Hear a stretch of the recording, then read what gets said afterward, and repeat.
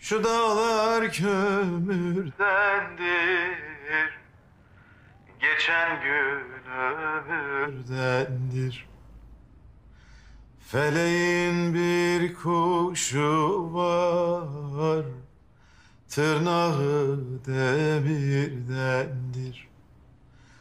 Haydi Leylim Leylalım, ben yoluna kurbanım.